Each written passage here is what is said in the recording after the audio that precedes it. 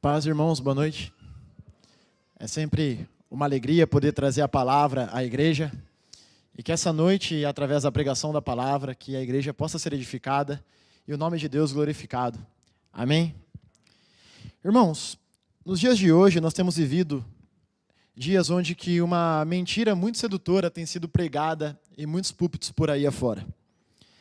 É a venda de um falso evangelho e, por consequência, a apresentação de um falso Deus. Hoje, em muitos púlpitos por aí, há líderes prometendo às pessoas que o ato de aceitar a Jesus é parecido com uma assinatura de um contrato de isenção de problemas. E, normalmente, o discurso é atraente de fato. Aceite a Jesus e os seus problemas aqui na terra desaparecerão. Aceite a Jesus e a sua saúde será inabalável. Aceite a Jesus e sua vida financeira vai prosperar. Aceite a Jesus e a promoção no emprego que você tanto espera está garantida. Aceite a Jesus e você será pleno em todos os âmbitos da sua vida terrena. E a realidade, irmãos, é que nós precisamos ser honestos, tanto com a palavra de Deus, quanto com a própria vida. E esse tipo de discurso não é real. A grande realidade é que a vida cristã nunca foi e nunca será somente um mar de rosas. A Bíblia, explicitamente, ela demonstra que nessa vida aqui na terra, nós teremos tribulações, nós passaremos por provações. Foi o próprio Jesus quem nos disse que aqui teríamos aflições e teremos aflições. O cristão sofre. Como todo ser humano, o cristão ele adoece. O cristão ele passa por luto. O cristão enfrenta angústias, enfrenta medo, por muitas vezes ver os seus planos desmoronarem. Quantos de nós, muitas vezes, talvez não já tenhamos sentido, e talvez estejamos sentindo, como se o mundo estivesse caindo sobre nós, ou como se o chão tivesse sumido para a gente pisar. E como se muitas vezes não bastasse a dor do momento, muitas vezes também nós somos levados a nos angustiarmos com as coisas futuras, com a ansiedade do que está por vir. Quando nós olhamos para o mundo que nós vivemos, nós vemos que ele é um mundo totalmente caído, totalmente manchado pelo pecado. Quando nós olhamos ao nosso redor, nós vemos instabilidade em todos os meios. Instabilidade política, instabilidade financeira, instabilidade social. Vemos violência, vemos incertezas. E frente a essas coisas, é normal que a ansiedade queira se instalar em nós. Mas a real, irmãos, é que se o evangelho fosse sobre não termos problemas aqui, ou controlarmos o amanhã, a nossa fé ela seria inútil nos dias maus. Mas é justamente nesses momentos de angústia, de dor, de tribulações, que a palavra de Deus nos dá a verdadeira receita da esperança. E quando nós olhamos de maneira honesta para a palavra não nos promete uma vida sem tempestades, mas ela nos dá uma âncora inabalável na qual nós possamos passar pelas tempestades. E ao longo da história da igreja, irmãos, frente a perseguições, guerras, epidemias, houve um texto da palavra que consolou o coração de muitos cristãos na história. Um texto que não foca na nossa capacidade de resolver problemas e nem mostra que o mundo deixará de ser perigoso, mas foca na grandeza de Deus, na sua soberania, no seu cuidado e no seu controle inabalável sobre todas as coisas. Então, essa noite eu queria convidar os irmãos para nós abrirmos juntos no Salmo 46. E que, assim como esse texto já consolou o coração de muitos cristãos, que essa noite esse salmo possa ser encorajador e consolador ao seu coração também, irmão, ao olharmos para a grandeza do Deus a quem nós servimos. Amém? Nós leremos todo o capítulo, Salmo 46.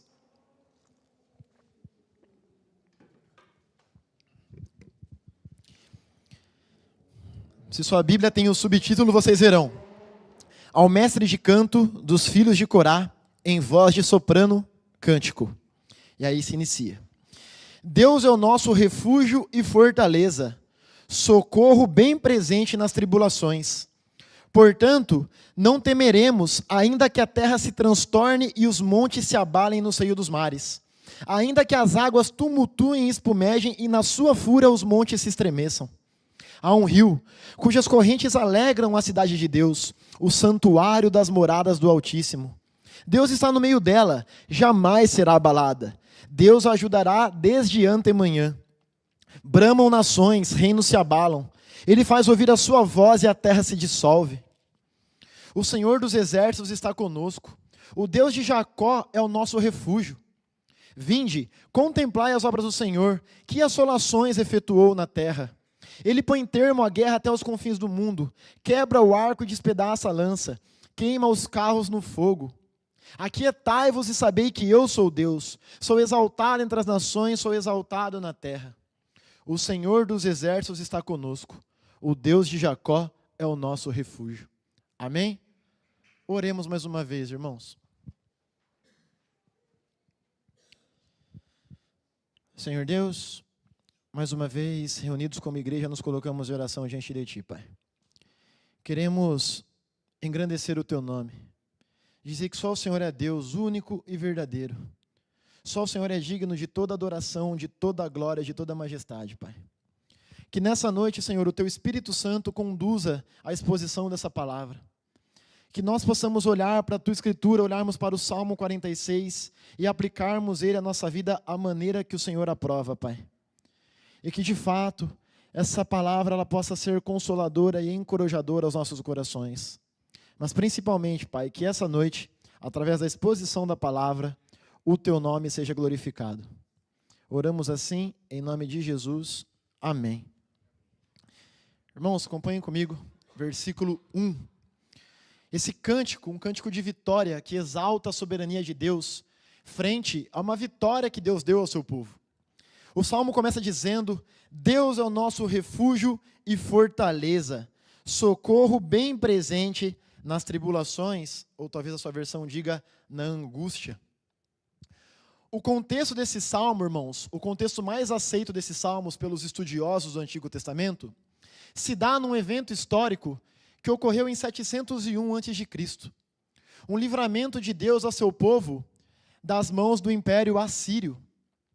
Nesse ano, o Império Assírio, o império extremamente potente que já havia reinado sobre outros reinos, que já havia subjugado outras nações, fez um cerco em Jerusalém e pretendia invadir Jerusalém. Nessa época, a Síria era governada pelo rei Senaqueribe, enquanto que Judá, do qual Jerusalém era a capital, era governada pelo rei Ezequias. Então esse reino assírio, ele cerca a cidade de Jerusalém, e Senaqueribe, o rei assírio, ele envia um servo com uma carta para ser entregue ao rei Ezequias. E através dessa carta, o rei Senaqueribe zombava do nosso Deus, dizendo que Deus não era bom o suficiente para poder livrar o povo de Jerusalém da mão dos assírios. Quem relata essa história para nós é o profeta Isaías, lá no capítulo 36. Caso vocês queiram abrir, eu vou lendo, caso queiram anotar para ler depois. Essa história vai estar descrita em Isaías 36, nos versículos 18 e 20. Isaías vai mostrar para nós, primeiramente, a zombaria do rei Senaqueribe. Isaías diz assim: eles gritaram: cuidado para que Ezequias não os engane dizendo: o Senhor nos livrará. Acaso alguns dos deuses dessas nações livrou a sua terra das mãos do rei da Síria? Onde estão os deuses de Amate e Arpade? Onde estão os deuses de Sefarvaim? Porventura livraram Samaria das minhas mãos? Qual de todos os deuses dessa terra livrou a sua terra das minhas mãos, para que o Senhor livre Jerusalém das minhas mãos? E como se pode imaginar, não poderia ser o contrário, o rei Ezequias fica aflito diante dessa ameaça.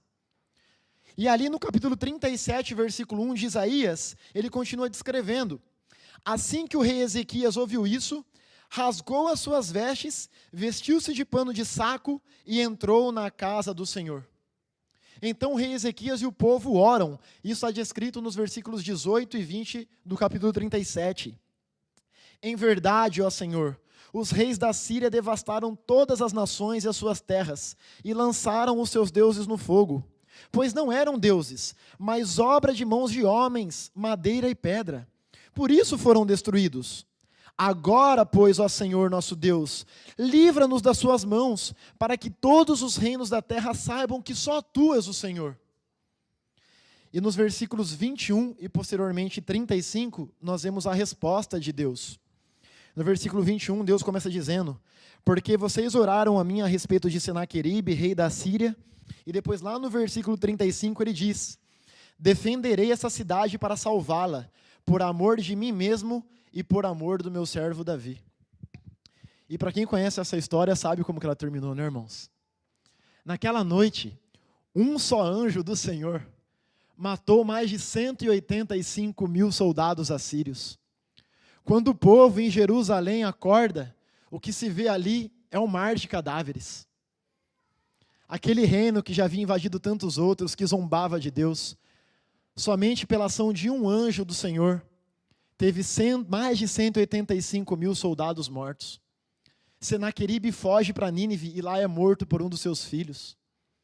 Jerusalém é liberta por Deus. E é entoando glórias a Deus que esse salmo é escrito. Que libertação maravilhosa Deus deu ao teu povo. Que resposta às orações de Ezequias e do povo. E é justamente o mesmo Deus de ontem, o mesmo Deus do rei Ezequias, que continua sendo o Deus que controla toda a história, que controla a minha e a sua vida. E o nosso Deus, ele continua sendo o nosso refúgio e fortaleza, socorro bem presente nas tribulações. Deus, ele está com o teu povo. E quando Deus está no meio do teu povo, o teu povo se torna inabalável. Quando Deus está no centro das nossas vidas, nós nos tornamos inabaláveis diante das dificuldades. Nós vamos entender posteriormente o que isso significa. Mas o mesmo Deus que livrou Jerusalém continua cuidando do seu povo até o fim dos tempos. Ele é o nosso refúgio e fortaleza, o socorro bem presente na tribulação. Essa mesma verdade, esse cuidado de Deus com o seu povo, nós continuamos vendo nos versículos 4 e 5 do Salmo 46. Leiam comigo. Há um rio cujas correntes alegram a cidade de Deus, o santuário das moradas do Altíssimo. Deus está no meio dela, jamais será abalada. Deus a ajudará desde antemanhã. Aqui talvez nós olhemos para esses versículos e achemos que o salmista está falando sobre a Jerusalém terrena. Mas se nós olharmos para a geografia mostra que não é sobre a Jerusalém terrena que o salmista está falando aqui. E por quê? O versículo 4 começa dizendo que há um rio nessa cidade. Não há rio em Jerusalém, mas na Nova Jerusalém há. Se nós olharmos para o Apocalipse 22, quando descreve a Nova Jerusalém, nós vemos que ali há um rio. Então os versículos 4 e 5 não apontam para o terreno, mas apontam para a cidade celestial, para a cidade eterna, para o reino de Deus triunfante que se inaugurará na terra no final dos tempos. O reino do qual Deus é o arquiteto e o construtor, como diz o autor de Hebreus. Irmãos, eu e você, através da fé no Senhor Jesus, nós já pertencemos à Nova Jerusalém. A nossa pátria não é nessa terra. A palavra diz que nós somos peregrinos aqui. A nossa pátria está no céu, no reino de Deus, onde Ele habita e onde todos nós viveremos com Ele por toda a eternidade. A Nova Jerusalém, ela significa o próprio povo de Deus. E quando Deus está no meio do seu povo, o seu povo se torna inabalável. Observe ali os versículos 4 e 5. Há um rio cujas correntes alegram a cidade de Deus, o santuário das moradas do Altíssimo. Deus está no meio dela, jamais será abalada. E ela jamais será abalada justamente porque Deus está no meio dela. A Nova Jerusalém, o reino de Deus, o povo de Deus jamais será abalado, porque a sua segurança não depende de forças humanas, mas depende da soberania de Deus. E é justamente por isso que nada pode abalar o povo de Deus. E isso, irmãos, não é somente uma promessa futura, mas é uma verdade para nós hoje. Quando Deus está no meio das nossas vidas, quando Deus está no meio das nossas famílias, quando Deus está no meio da nossa igreja, a fragilidade humana é substituída pela soberania divina. E não ser abalado não significa que nós não sentiremos os impactos da crise. Nós sentiremos. Mas ser inabalável significa que, porque Deus habita em nós, nós temos uma coluna vertebral que não quebra. As pressões e incertezas do mundo podem nos cercar, e vão nos cercar. Mas não podem nos derrubar. Porque os nossos pés estão fundamentados não nas nossas próprias forças, mas no Deus que é o nosso refúgio e fortaleza, socorro bem presente nas tribulações. Por fim, o versículo 5 vai dizer que Deus nos ajuda desde o romper da manhã, ou desde a antemanhã. Essa expressão poética, irmãos, nos mostra que não importa quão densa tenha sido nossa noite de angústia e de dor, o socorro do Senhor é pontual e é certo. Repetindo, nós não somos inabaláveis por conta da nossa própria força, mas porque o fundamento em que estamos firmados é o próprio Deus. E que essa verdade console o nosso coração e nos dê paz nos dias de hoje, irmãos. O arquiteto da eternidade está conosco. E essa é a grande lição que nós vemos no Salmo 46 como um todo. O Salmo 46 não promete uma vida sem angústia. A palavra angústia está explícita ali. Ou tribulações, dependendo da sua versão. O que o Salmo 46 nos garante é uma mudança de foco. Ao invés de nós olharmos para os problemas, nós devemos olhar para a posição de Deus em relação ao problema. E qual que é a posição de Deus frente às nossas angústias, às nossas tribulações? Ele está perto, pronto para nos acolher e pronto para nos fortalecer. A nossa fortaleza e a nossa segurança, irmãos, tem que ser somente Deus. Não Deus mais alguma coisa, somente Deus. Há muitas pessoas hoje, irmãos, que colocam sua segurança na sua condição financeira, nos bens materiais. Há muitas pessoas que colocam a sua segurança nas suas carreiras profissionais. Há pessoas que colocam segurança nas suas relações pessoais, nas suas conexões, nas suas influências. E a realidade é que tudo isso, irmão, é pó. Tudo isso é vaidade, tudo isso é passageiro, tudo isso é efêmero e pode acabar da noite para o dia. As crises econômicas da história nos mostram como que do dia para a noite pessoas podem perder tudo o que tinha no banco. Do dia para a noite nós podemos perder nossas carreiras profissionais. Até as nossas relações interpessoais, que por muitas vezes são abençoadoras a nós, também podem nos frustrar. Até as pessoas que nós mais amamos podem nos trair. Por isso que a nossa segurança não pode estar nessas coisas, mas somente em Deus. Como diz o salmista Davi no Salmo 20, alguns confiam em carros, outros em cavalos, mas nós confiamos no Senhor, o nosso Deus. Amém? E isso, irmãos, deve nos confortar a olharmos para o futuro, a olharmos para tempos incertos e para momentos conturbados. Esse salmo, irmãos, nos lembra que o Senhor verdadeiramente reina, exercendo sua vontade soberana sobre todas as coisas. No mundo caído que parece estar fora de controle, o Senhor Deus ainda controla todas as coisas. E agora nós vamos retornar aos versículos 2 e 3, e vamos ver que o nosso Senhor é o Senhor da natureza, é o Senhor da criação. E por isso, até mesmo se a natureza se rebelar, nós não temeremos, porque nossa segurança está no autor da criação. Observem os versículos 2 e 3. Só vou tomar uma aguinha aqui.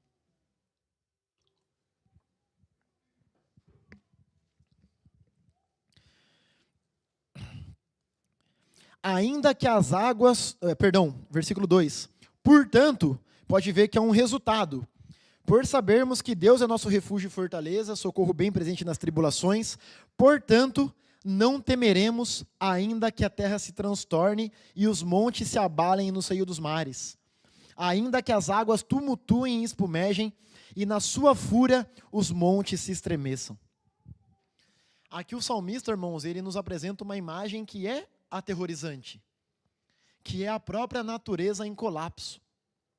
Aqui é como se o salmista estivesse dizendo, por mais que o pior aconteça, nós ainda não temeremos mal algum, porque o Senhor é nosso refúgio e fortaleza. Ser invadido por um império inimigo é duro, Mas pior do que isso seria uma catástrofe natural. E mesmo que ela ocorra, nós não temeremos, porque o Senhor é a nossa fortaleza inabalável. E quando nós olhamos para a palavra de Deus, irmãos, nós percebemos que a natureza ela pode se enfurecer contra o homem, mas nenhuma catástrofe foge do plano de Deus. Nenhuma catástrofe natural pega Deus de surpresa. Graças a Ele, nós vivemos num país onde nós não temos catástrofes naturais. Mas, comumente, nós vemos nos noticiários catástrofes por todo o mundo. Furacões nos Estados Unidos, terremotos em vários lugares da Terra, tsunamis na Ásia. E essas catástrofes, elas são aterrorizantes. Nós vemos a própria natureza em colapso. E o homem, irmãos, ele não tem a mínima chance contra a natureza em colapso. Quem que pode segurar a força de um furacão? Quem que pode conter um tsunami? Quem que pode conter uma terra se abalando e se abrindo num terremoto? O homem não tem a mínima chance diante de uma catástrofe natural. Mas como eu disse, irmãos, nada do que ocorre, até mesmo na natureza, foge nem sequer uma gota da soberania de Deus. Ele continua controlando todas as coisas através da tua vontade, através da tua soberania. E a palavra deixa muito claro que Deus é o Deus de todo o cosmos, Deus de toda a natureza. Ele é o Criador de toda a natureza. A natureza pode se rebelar contra os homens, mas jamais se rebelará contra Deus. Quando Jó questiona a Deus, Deus dá uma resposta fulminante a Jó. E ali ele mostra que ele é o Senhor de todas as coisas. No capítulo 38 de Jó, ele dá vários exemplos. Ele vai questionar Jó. Quem já viu os depósitos de granizo? Quem já viu os depósitos de neve? Quem que abre os céus para a chuva? Quem que ordena que os relâmpagos aconteçam e ele aconteça?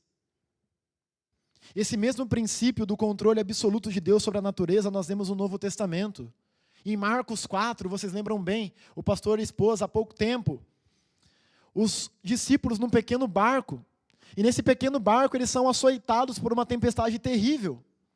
Enquanto a tempestade acontece, eles estão desesperados e Jesus está dormindo no barco. Então os discípulos vão até Jesus, acordam ele e dizem, né? Senhor, não te importa que nós morremos? Então Jesus acorda do teu sono, olha para a natureza e diz, acalma-te, silêncio. E naquele momento os ventos cessam e o mar se acalma. Jesus então olha para os discípulos e questiona, por que vocês estão com tanto medo? Ainda não têm fé? E os discípulos então, perplexos, perguntam-se uns aos outros, quem é esse que até os ventos e o mar obedece? Quem é esse, irmãos? Esse é o Rei da Glória. Esse é o autor da vida, o autor de toda a criação, o soberano Deus que tem todas as coisas debaixo dos teus pés. E essa passagem ela tem que ser confortadora para nós, irmãos. Essa verdade tem que ser encorajadora para nós. Essa passagem de Marcos nos mostra duas coisas importantes. A primeira é o que eu acabei de falar, que Deus é soberano sobre a criação. E a segunda, irmãos, é que o fato de Deus estar no barco não impede de que as ondas cheguem nele. O que eu quero dizer, irmãos, é que não é porque nós somos cristãos, não é porque Deus se encontra no meio da nossa vida, que nós não seremos acometidos por tempestades em nossa vida. Passaremos por dificuldades, por tribulações e por angústias. Há um ditado cristão que diz que, às vezes, Deus acalma a tempestade, outras vezes, Ele deixa a tempestade rugir e acalma o seu filho.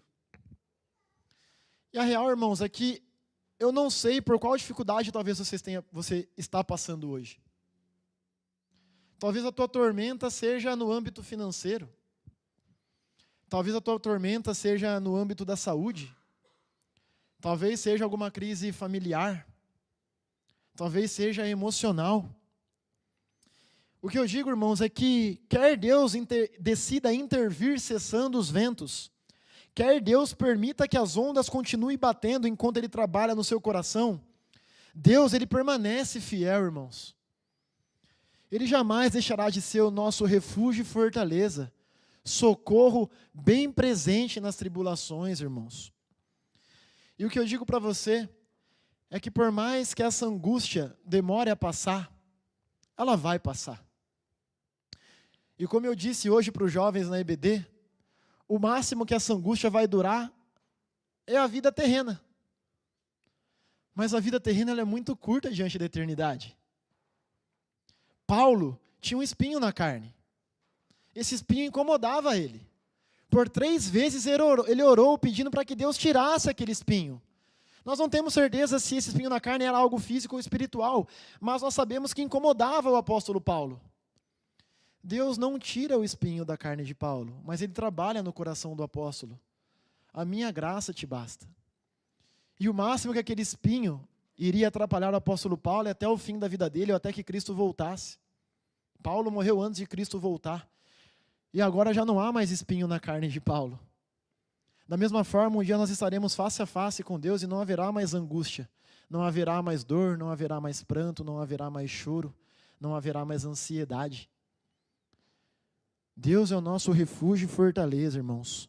Socorro bem presente na tribulação. Após nós vermos que o nosso Deus é o Deus da natureza, nós vamos ver também que Ele é o Senhor de toda a história. Então agora eu convido vocês a pularem comigo lá para o versículo 6.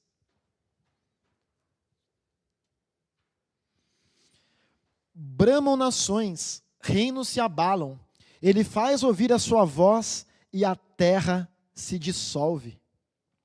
Aqui, irmãos, nós vemos o salmista, né, ou os adoradores, os filhos de Corá, os salmistas, né, mudando o foco agora do salmo.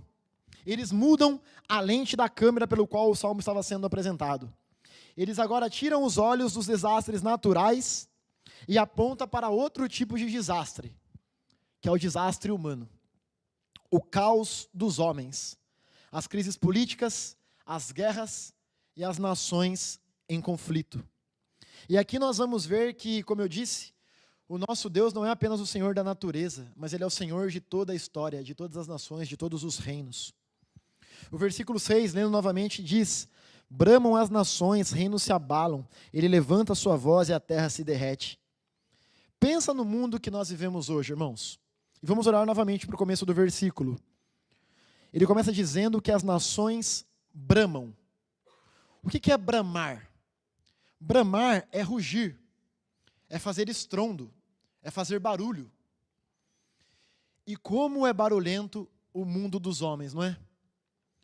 Quando nós abrimos o noticiário, irmãos, seja assistindo a TV, seja vendo na internet, nós somos bombardeados por esse barulho do caos humano.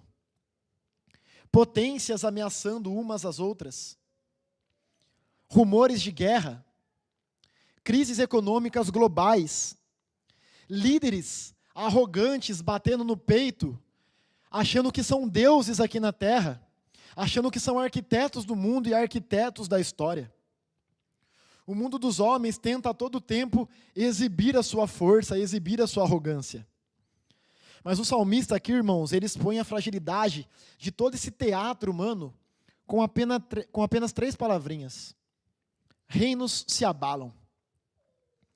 E se nós olharmos para a história da humanidade, irmãos, nós vamos ver que a história é um grande cemitério de impérios que se achavam eternos e que se abalaram.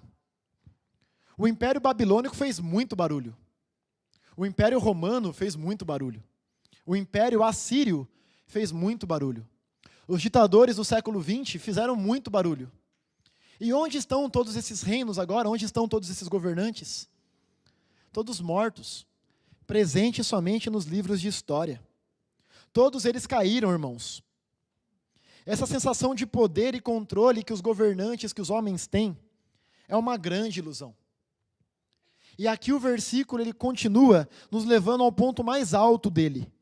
Diante de todo esse barulho, diante dos arsenais nucleares, diante dos trilhões de dólares investidos em guerra, diante de toda a oposição do mundo, o que o nosso Deus faz? Será que ele entra em pânico? Será que ele fica lá no céu andando de um lado para o outro? Caramba, o que eu vou fazer agora para poder lutar contra esses homens poderosos? Não, irmãos. O esforço para Deus sair vitorioso é 0. A palavra vai dizer que ele levanta a sua voz e a terra se derrete. Basta isso. Ele fala e acontece. Esforço zero. Não existe uma queda de braço entre Deus e os governantes arrogantes desse mundo. Não existe um equilíbrio no universo. O mesmo Deus que lá no início disse, haja luz, e as trevas sumiram e houve luz. O mesmo Deus que olhou para a natureza e disse, acalma-te, e os ventos cessaram, e o mar parou, é o mesmo Deus que governa a história hoje.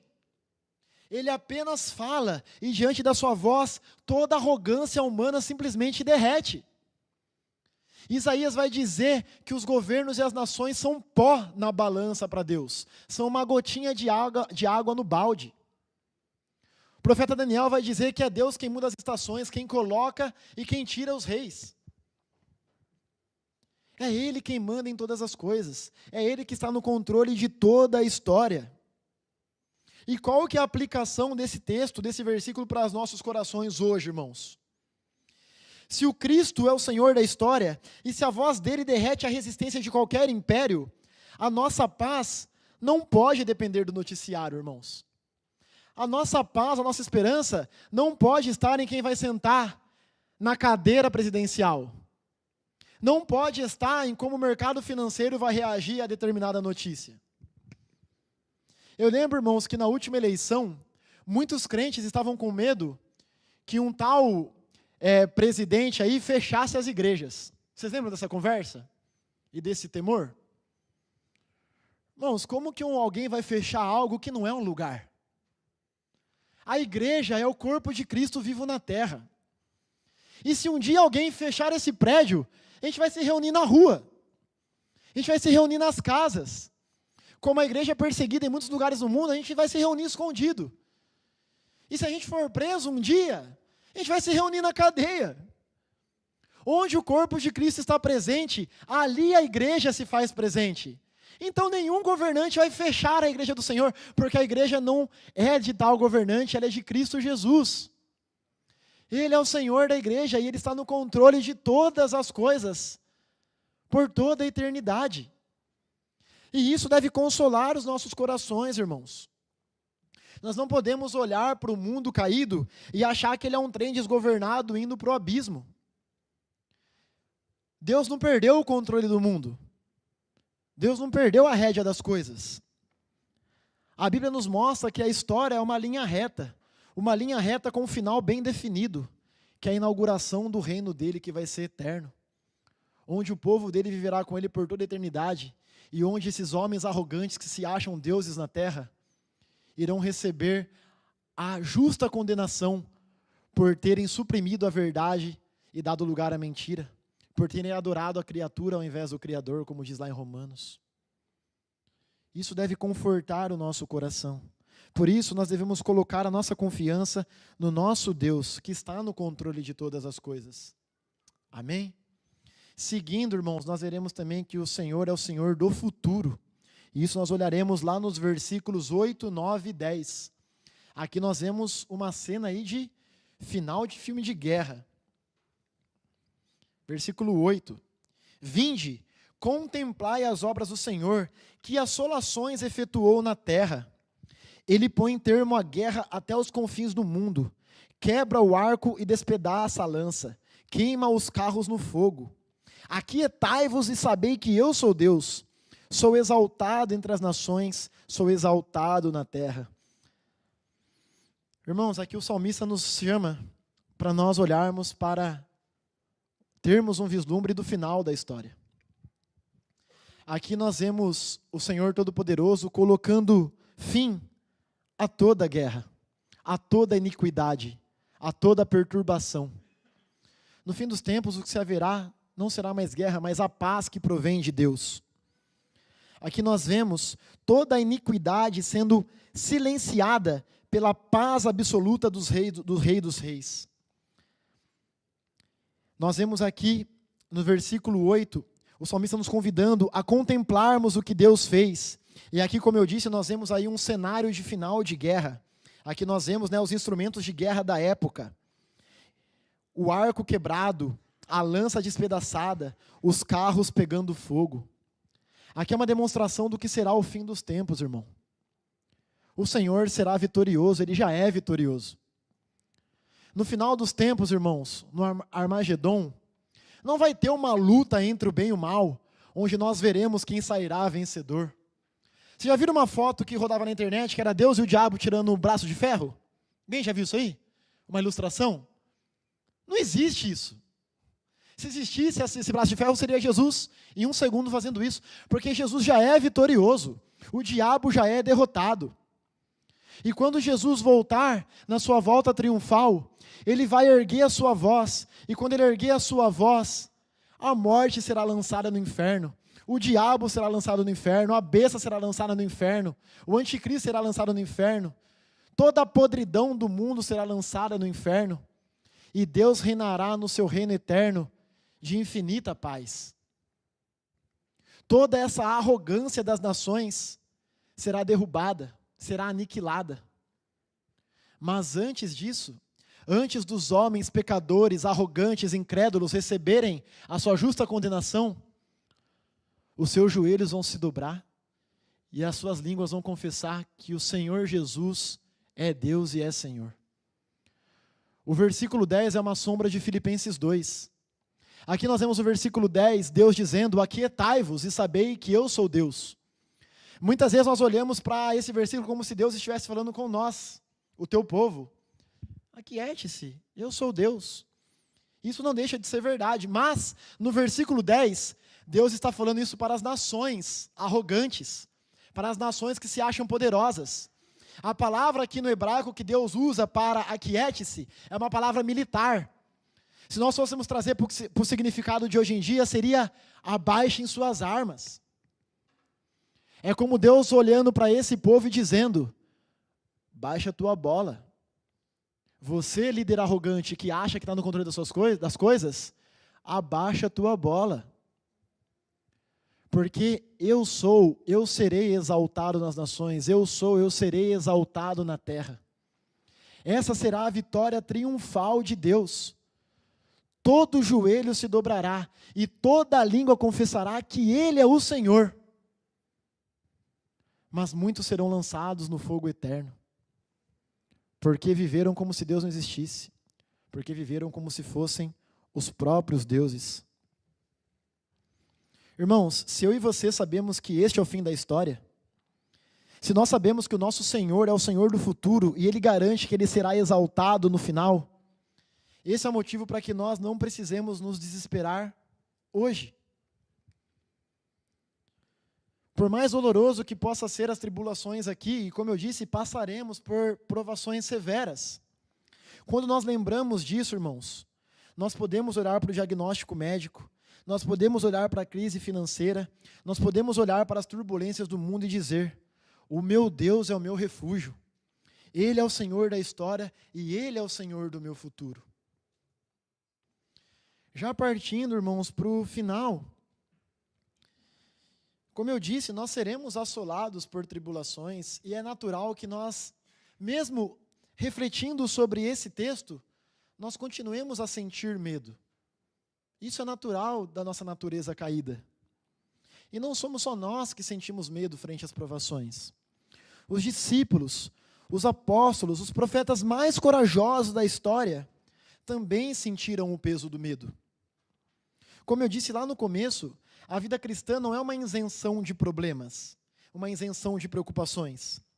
Mas como o reformador João Calvino diz muito bem, há uma diferença abismal entre ser insensível e ter a confiança da fé. Quando o salmista diz que nós não temeremos, não significa que nós não temeremos porque nós somos robôs sem sentimentos. A verdadeira fé, ela não é a ausência do medo, é presença de confiança. Essa é a diferença. Nós sentiremos medo, nós enfrentaremos a angústia com fé fincados na promessa de que Deus é o nosso refúgio, na promessa de que Deus é a nossa segurança frente a essas coisas. E qual que é a base dessa promessa? Aí eu convido vocês a olharem para o refrão desse salmo, que está lá no versículo 7 e se repete no versículo 11. o Senhor dos exércitos está conosco, o Deus de Jacó é o nosso refúgio. Esse refrão aparece no versículo 7 e também no versículo 11. A base da promessa de que Deus está conosco e que nós podemos confiar nele está em dois títulos maravilhosos que o salmista apresenta aqui. O primeiro é Senhor dos exércitos. A palavra exército aqui, irmãos, no hebraico, ela não significa um exército terreno. Significa um exército celestial. Vocês lembram da passagem de Eliseu, lá em 2 Reis, quando ele está em Dotã, e o reino sírio cerca a cidade? Se vocês lembram bem dessa passagem, o servo de Eliseu, ele acorda, a hora que ele vê o inimigo rondando a cidade, ele fica desesperado. E aí Eliseu diz para ele, fica tranquilo que os que estão conosco é mais numerosos do que estão com eles. E o servo não entende, então Eliseu ora dizendo, Senhor, abra os olhos do rapaz aí. E Deus abre os olhos do servo de Eliseu. E Eliseu então tem uma visão, ele olha para os montes e ele vê um exército celestial, carros de fogo rondando toda a cidade. Deus é o Senhor dos exércitos, irmãos. E o exército de Deus, o exército invisível de Deus, é muito mais numeroso do que os inimigos visíveis que nós temos nas nossas vidas. Então, primeiramente, é nessa promessa que nós temos que nos ancorar. Ele é o Senhor dos exércitos. Porém, irmãos, se ele fosse somente o Senhor dos exércitos, esse exército de fogo, nós seríamos fulminados pela sua santidade. Mas aí o salmista traz outro título que é muito importante para nós. O Deus de Jacó é o nosso refúgio. E aí, irmãos, nós somos muito parecidos com Jacó. Porque Jacó era um baita de um trapaceiro. Jacó era um mentiroso, que dava jeitinho, o jeitinho brasileiro, para conseguir vantagem nas coisas, que puxava o tapete dos outros para sair por cima. Somos muito mais parecidos com Jacó do que pensamos, mentirosos, trapaceiros, miseráveis, que só pensamos em nós mesmos muitas vezes.